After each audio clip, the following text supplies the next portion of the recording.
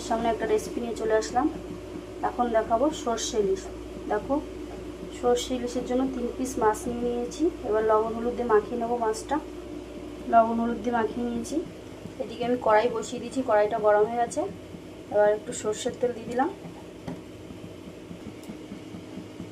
আমার তেলটা গরম হয়ে গেছে, এবার একটু কালো জিরা ফোড়ন দিয়ে দিলাম।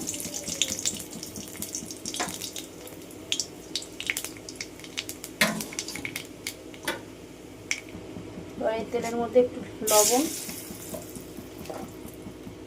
একটু হলুদ গুঁড়ো আর পেস্ট করা সরষেটা দিয়ে দিলাম।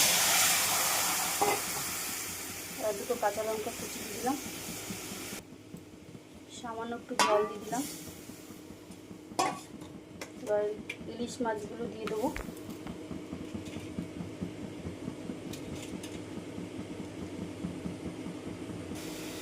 মিনিট 5 ফুটিয়ে নামিয়ে দেবো। মিনিট 10 হয়ে গেছে। এবার একটু সামান্য কাঁচা সর্ষের তেল দিয়ে নামিয়ে দেবো। আমি আমার মতো করে দেখলাম, আপনারা কীভাবে করেন আমি তো জানি না। আমার রেসিপি যদি আপনাদের ভালো লাগে তাহলে আমাকে একটু লাইক কমেন্ট করে সাবস্ক্রাইব করে আমার পাশে থাকবেন। নামিয়ে নিয়েছি। আবার কোনো রেসিপি নিয়ে আপনাদের সামনে হাজির হব।